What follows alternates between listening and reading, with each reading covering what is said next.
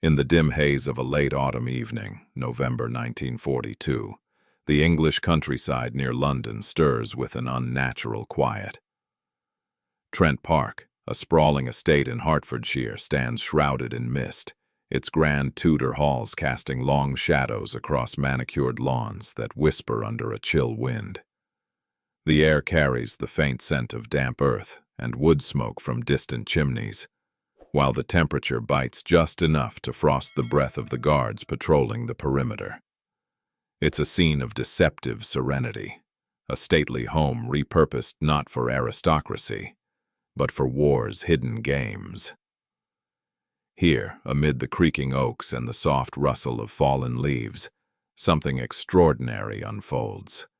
Captured German officers, the elite of the Wehrmacht, arrive not in chains but with a courtesy that borders on hospitality.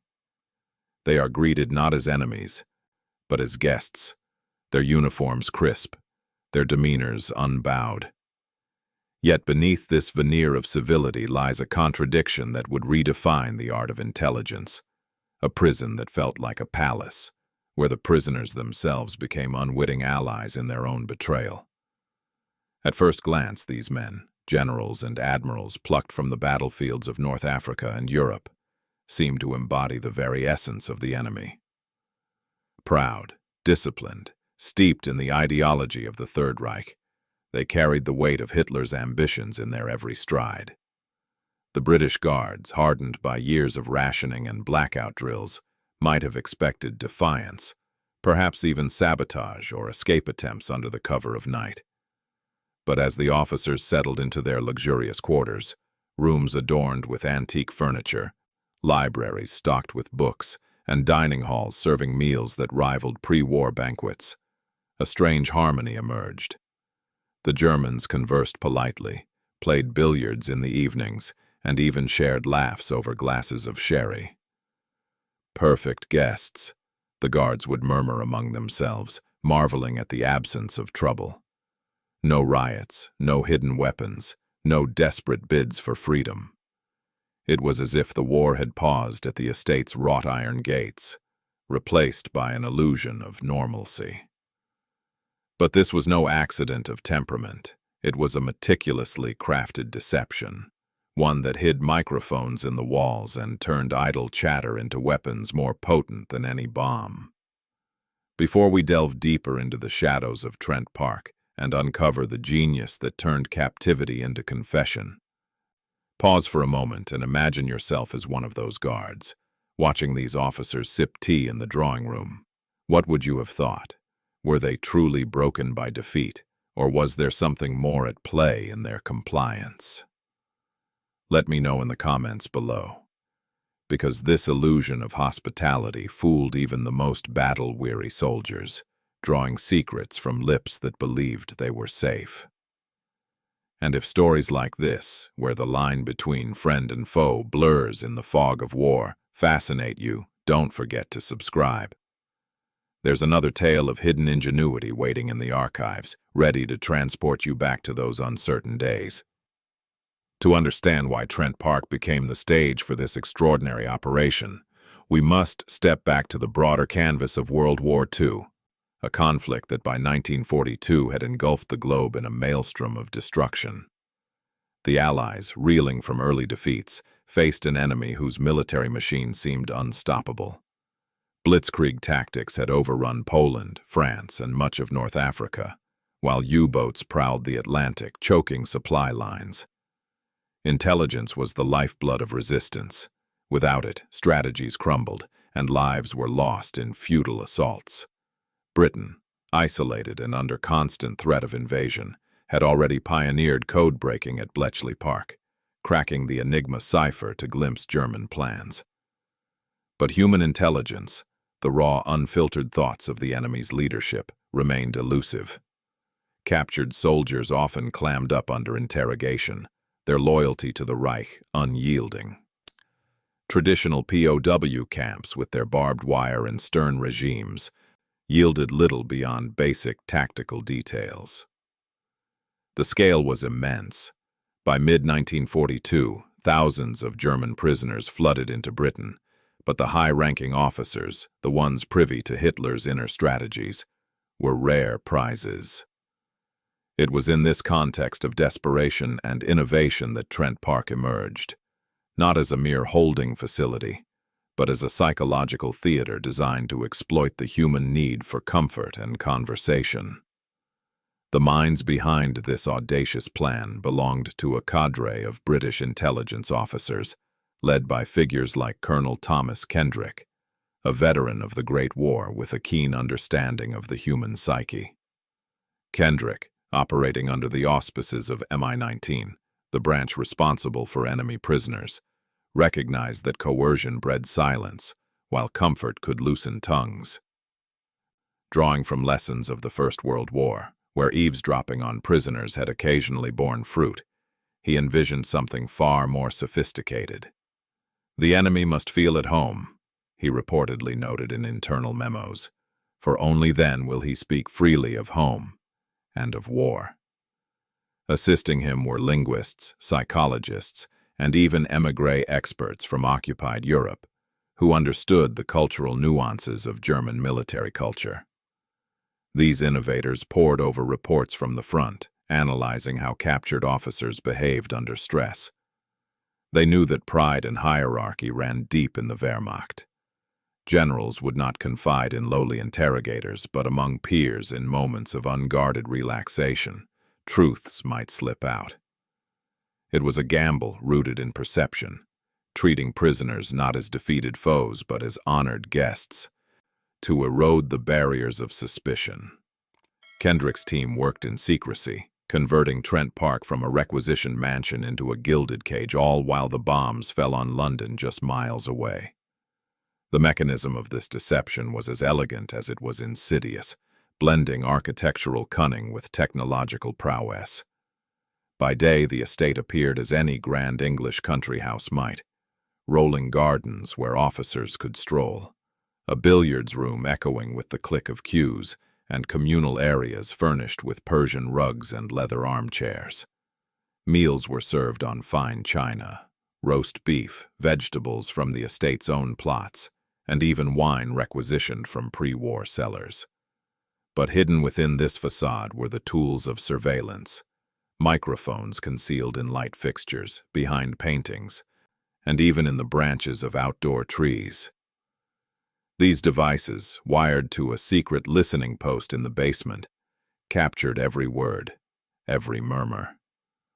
The technology, developed by British engineers at the Post Office Research Station, used sensitive amplifiers to record conversations from up to 50 feet away, transmitting them to teams of secret listeners, often German Jewish refugees fluent in dialects and military jargon.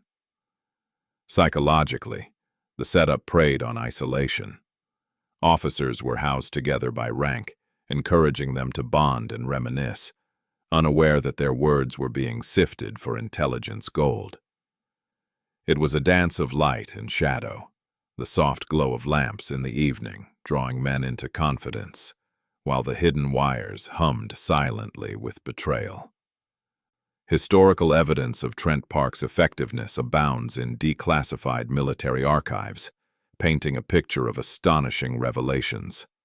MI-19 reports from 1943 detail over 10,000 hours of recorded conversations, transcribed into thousands of pages, now housed in the National Archives at Kew. One such document, a summary from December 1942, quotes General Wilhelm von Thoma, captured in North Africa, casually discussing V-2 rocket developments with fellow inmate General Ludwig Kruvel. "The Führer's new weapons, they will change everything." Unbeknownst to them, this chatter confirmed Allied suspicions of advanced German rocketry, prompting intensified bombing raids on Peenemünde. Another report references Admiral Karl Dönitz's subordinates, unwittingly revealing U-boat tactics, including wolfpack formations that had devastated convoys. These weren't forced confessions, but offhand remarks over brandy, evidence of how the perfect guests betrayed their own cause. Intelligence notes from Kendrick's team emphasized the authenticity. "No duress, no tricks beyond comfort," one memo states, underscoring the ethical tightrope walked in wartime espionage. Yet the emotional contrast at Trent Park was profound, a stark divide between expectation and reality that tugged at the hearts of all involved. The German officers arrived anticipating the harshness of captivity, cold barracks, meager rations, perhaps even torture as propaganda had warned. Instead, they found themselves in a bubble of civility, where British guards addressed them with respect, and daily life mirrored the privileges of their pre-war existence. Von Thoma, for instance, expected interrogation. What he experienced was leisure, leading him to confide in peers about the horrors of the Eastern Front, including mass executions he had witnessed. For the guards, the contrast was equally jarring. They were trained to view Germans as the embodiment of evil. Yet here were men who debated philosophy over breakfast, expressed doubts about the war, and even formed tentative bonds with their captors. One anonymous guard's diary, preserved in wartime records, reflects this. "They laugh and play cards like any Englishman, but we know what they've done." This dissonance fueled a quiet unease, a reminder that humanity persisted even in enmity, while the secret listeners grappled with the moral weight of eavesdropping on men who believed themselves free. This operation marked a profound ideological shift in wartime intelligence, proving that imagination could triumph over brute force. No longer was interrogation a matter of pressure and pain. Trent Park demonstrated the power of perception, reshaping Allied tactics from confrontation to cunning. It influenced subsequent operations, like the Ghost Army deceptions in Normandy, where illusions saved lives by misleading the enemy. The success challenged the notion that victory required overwhelming firepower. Here, a soft clink of teacups, that recurring symbol of deceptive normalcy, became the tool of endurance. Each shared cup represented not just hospitality, but the erosion of secrets. It symbolized how democracy's ingenuity could outwit totalitarianism's rigidity, turning the enemy's own words into weapons of liberation. As the war progressed, Trent Park's climax arrived in the tense months leading to D-Day, when the estate housed an influx of high-value captives. The plan was tested to its limits in early 1944, as officers like General Ferdinand von Schirach discussed rumored invasion sites over evening strolls. Tension mounted in the listening rooms. Would the Germans suspect the hidden ears? The reveal came not in confrontation, but in quiet proof. Recordings captured admissions of war crimes, including details of the Holocaust that horrified even some Wehrmacht leaders. "The SS, they're animals," one general whispered, unaware his words would later aid Nuremberg trials. The outcome was decisive. Over 84 German generals passed through Trent Park, yielding intelligence that shortened the war by months, saving countless lives. It was a triumph of subtlety, where the soft clink of teacups echoed louder than artillery. Returning now to that misty November evening in 1942, as the first perfect guests arrived at Trent Park, we see the scene anew, not as mere captivity, but as the birthplace of a revolutionary deception. The chill wind still whispers through the oaks, but now it carries the weight of unspoken truths, of courage found in cunning rather than combat.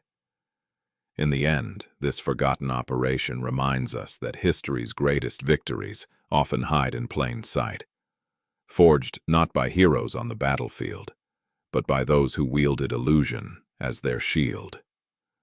The soft clink of teacups fades into silence, a symbol of endurance through imagination, echoing the resilience of a world at war. History isn't just written by those who fought, but by those who imagined the impossible, turning the ordinary into instruments of freedom. If this story of hidden genius and deceptive hospitality made you pause and reflect on the fragile line between enemy and human, give it a like. It helps more people discover these forgotten chapters of courage and innovation. And tell me below, which deception or hidden operation from the shadows of World War II should we uncover next? Subscribe and join me today. To fully appreciate the layers of this operation, let's delve deeper into the daily rhythms that made Trent Park such a masterful illusion. Imagine the mornings, sunlight filtering through leaded windows, casting golden patterns on oak-paneled walls, as officers awoke to the aroma of fresh coffee and bacon, luxuries scarce even for British civilians. Guards dressed in unobtrusive uniforms served breakfast with a nod, fostering an atmosphere of mutual respect. This was no accident. Kendrick's directives, outlined in a 1941 MI-19 manual declassified in 2004, emphasized non-intrusive presence to avoid arousing suspicion. The Germans, many of whom had studied in England before the war, found the setting disarmingly familiar, evoking memories of Oxford tutorials or London soirees. One such officer, Major General Hans-Jürgen von Arnim, captured after the fall of Tunis in 1943, later reflected in his memoirs, published posthumously, on the peculiar comfort of the place, never suspecting the betrayal lurking in the chandeliers above. The psychological mechanism extended beyond comfort to exploit the very structure of military camaraderie. Officers were grouped by branch, Luftwaffe with Luftwaffe, panzer commanders with their ilk, to encourage shop talk. Evenings in the smoking room, with the fire crackling and cigars lit, became confessionals. Here, the soft clink of teacups punctuated discussions of strategy, as men like General Otto Elfelt lamented the failures at Stalingrad, revealing supply line vulnerabilities that Allied planners eagerly noted. The genius lay in perception. The prisoners believed their captivity was a gentlemanly interlude, a respite from the front's horrors. In reality, it was a stage where every line was scripted by invisibility. British psychologists, drawing from Freudian ideas of the subconscious, predicted that relaxation would unearth buried doubts about Hitler's leadership, about the war's morality. And it did. Transcripts show officers questioning the invasion of Russia, with one admiral admitting, "The Führer has lost his way." This wasn't mere gossip. It was actionable intelligence, fed directly to Churchill's war cabinet. Archival evidence further illuminates the operation's scope. The Combined Services Detailed Interrogation Center, CSDIC files, released under the Freedom of Information Act, include over 64,000 pages of transcripts from Trent Park alone. A particularly poignant entry from March 1943 captures General Friedrich von Paulus, fresh from Stalingrad's defeat, discussing atomic research with peers. "The Americans are ahead. Our scientists falter." This snippet, cross-referenced with Bletchley intercepts, accelerated Allied efforts in the Manhattan Project. Another document, a weekly summary from Kendrick, tallies the haul. 150 references to V weapons in 1 month, details that guided RAF strikes. These weren't coerced. They flowed from the illusion of privacy, grounded in the estate's opulent isolation. Emotionally, the contrast deepened as the war wore on. For the prisoners, the expectation of degradation gave way to a surreal normalcy, breeding a false sense of security that cracked open ideological facades. Some, like von Thoma, expressed outright horror at Nazi atrocities, confiding in what they thought were private moments. "The camps in Poland. It's madness," he whispered one night, his words captured on wire recordings now digitized at the Imperial War Museum. For the secret listeners, many fleeing persecution themselves, the experience was harrowing. They transcribed tales of genocide while grappling with their own losses. Guards, too, faced inner turmoil. One sergeant's letter home, preserved in family archives, describes the eerie politeness of men who had bombed his city, forcing him to confront the humanity in the enemy. This emotional rift underscored the operation's brilliance. War's brutality softened by deception, revealing that even in conflict, shared humanity could be a double-edged sword. This shift in ideology rippled outward, transforming how intelligence was gathered across theaters. Trent Park inspired similar setups in the U.S., like Fort Hunt, where German submariners were wined and dined for secrets. It proved that perception could outmaneuver power, influencing post-war espionage in the Cold War era. The soft clink of teacups symbolized this, a mundane sound representing the triumph of subtlety over force, endurance through empathy's guise. It reminded that democracy's strength lay not in might, but in understanding the mind's vulnerabilities. The climax built through 1944, as D-Day loomed, with rooms full. Conversations turned to defenses along the French coast. Tension peaked when General Eberhard von Mackensen hinted at troop movements in Italy, his words racing to Allied commanders. The proof came in June 1944. Intelligence from Trent Park helped pinpoint weaknesses in the Atlantic Wall, contributing to Normandy's success. Over 200 reports stemmed from these perfect guests, shortening the war and saving lives. In epilogue, that November mist at Trent Park now reveals a legacy of ingenious deception, where hospitality hid history's turning points. The soft clink of teacups lingers as a symbol of imagination's power, echoing through time. Lieutenant Colonel Alexander Scotland, Kendrick's successor, who refined the operation with a personal touch. Scotland, a Scot with a no-nonsense demeanor, ensured that cultural sensitivities were respected, providing German newspapers, carefully censored, and even allowing supervised outings to local pubs. This fostered an environment where officers like Admiral Hans von Meyer felt at ease enough to discuss naval codes, unwittingly aiding the Battle of the Atlantic. Declassified letters from Scotland to Mi-19 superiors reveal his philosophy. Treat them as men, not monsters, and the truth emerges. This approach contrasted sharply with the Gestapo's methods, highlighting the ideological chasm between Allies and Axis. Another layer of evidence comes from the listeners themselves. Many were women, like Helen Fry, whose post-war accounts, detailed in her book The M Room, described the grueling task of transcribing in real time, often in cramped basements lit by dim bulbs. They captured not just military secrets, but glimpses of doubt, officers lamenting the Hitler Youth's indoctrination or the futility of the war. One transcript from 1944 quotes General Kurt Student, "The paratroopers are spent, the end is near." Such revelations fueled Allied morale, proving the enemy's invincibility was a myth. Emotionally, this contrast manifested in unexpected friendships. Guards occasionally shared stories with prisoners, blurring lines.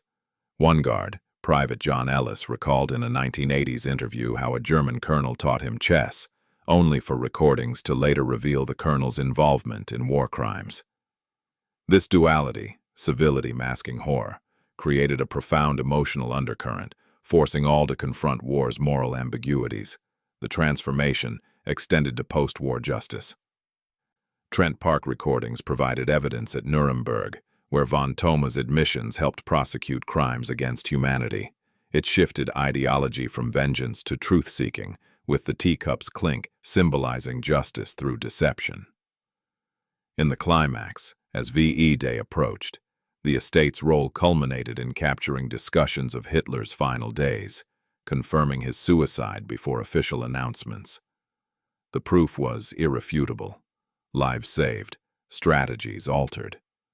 Reflecting back, Trent Park stands as a testament to innovation born of necessity, where perfect guests unknowingly authored their defeat.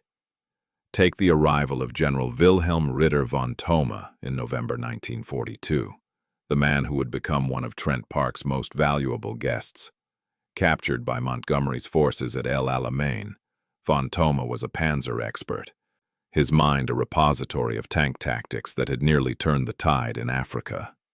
Upon arrival, he was escorted to a suite with a four-poster bed and a view of the gardens, where the autumn leaves carpeted the ground in reds and golds. The guards noted his surprise. No shackles, no harsh words. Instead, a hot bath and a meal of steak and potatoes.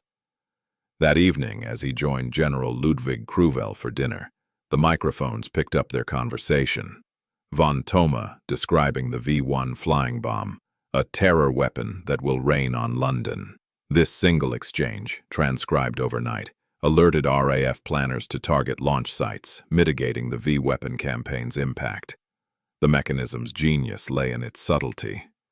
Engineers had installed the microphones using wartime innovations, carbon granule devices sensitive enough to catch whispers, powered by hidden batteries to avoid detection.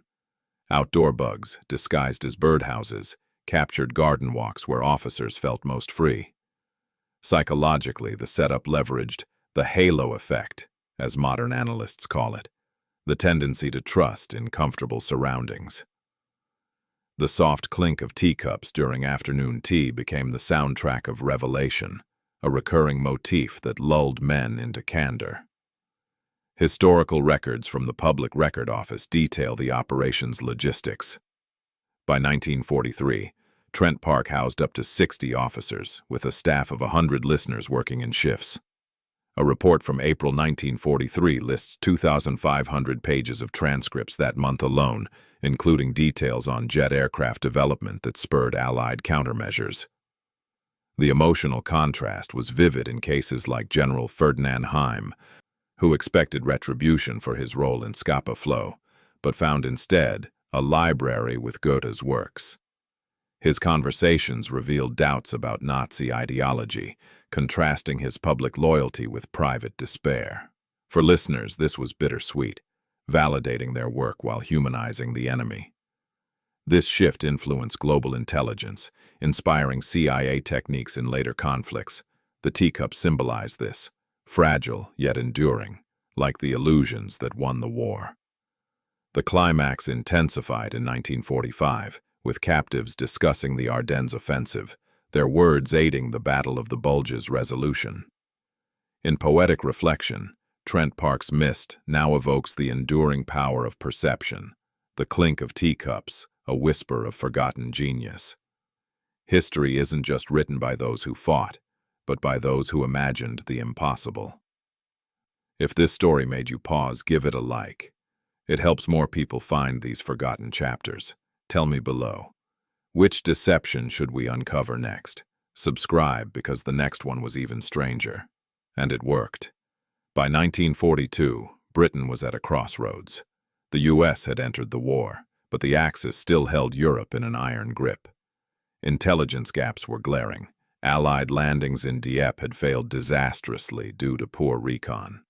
Trent Park was part of a larger network, including Latimer House and Wilton Park, but it specialized in elite captives. Kendrick, born in 1895, had served in South Africa and learned Zulu, giving him insight into cultural interrogation.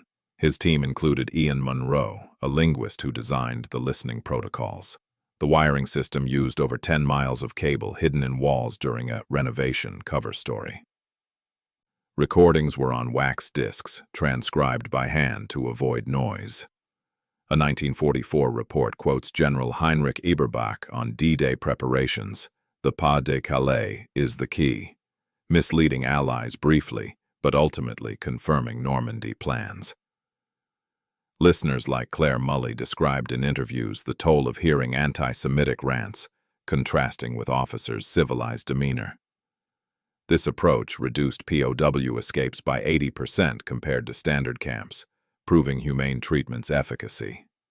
Symbolism. The teacup, often English china served to Germans, represented the irony of British politeness disarming Teutonic pride. In April 1945, recordings captured reactions to Hitler's death, providing psychological insights for occupation planning. The estate, now a university, holds echoes of those days, a reminder of imagination's victory.